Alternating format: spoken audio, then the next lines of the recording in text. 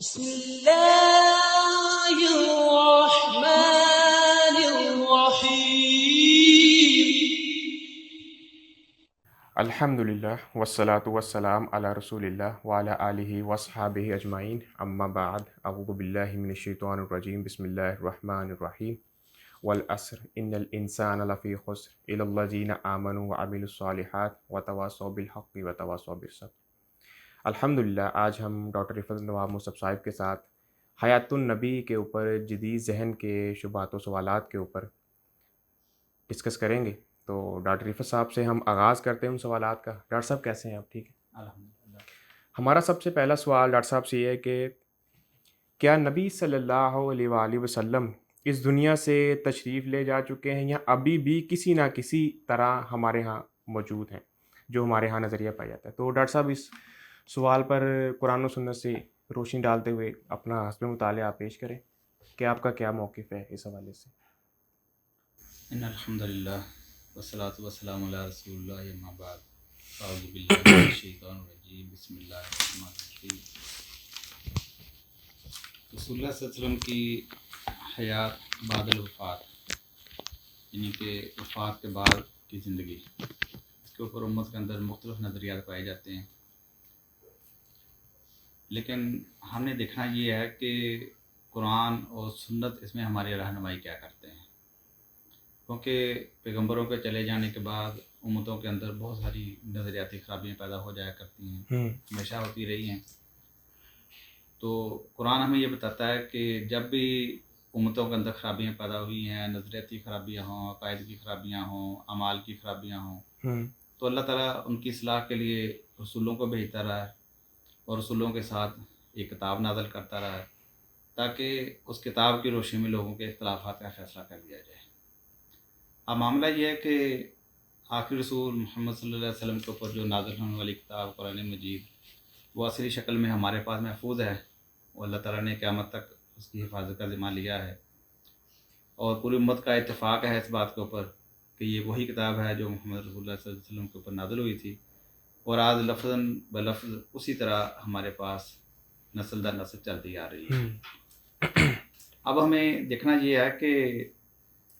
زندگی اور موت کا اللہ کے ہاں قانون کیا بیان ہوا ہے۔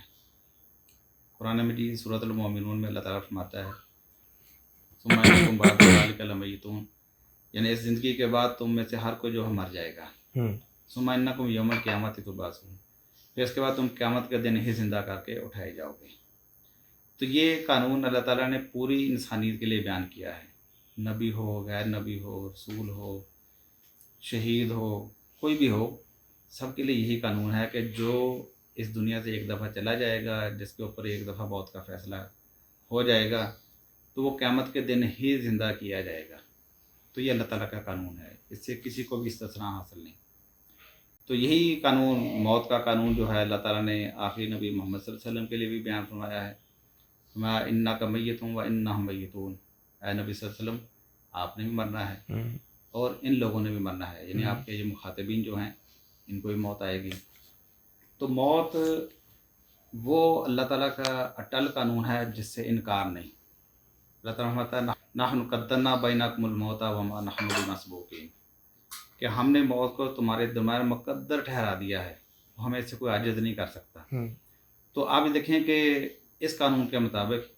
ہر پیغمبر کو موت آئی ہے اور وہ دنیا سے گیا ہے، اور دنیا جانے کے بعد کوئی بھی پیغمبر ہو، عام انسان ہو، کوئی بھی واپس نہیں آیا۔ بالکل۔ تو اللہ تعالیٰ کا یہی قانون ہے۔ تو قرآن مجید کے اندر چند ایک چیزیں ہمیں ایسی ملتی ہیں کہ جس میں اللہ تعالیٰ نے کچھ لوگوں کو قیامت سے پہلے زندہ کیا اپنی نشانی کے طور پر، تو وہ ان کو زندہ کرنا اسی بات کی علامت تھی کہ مردے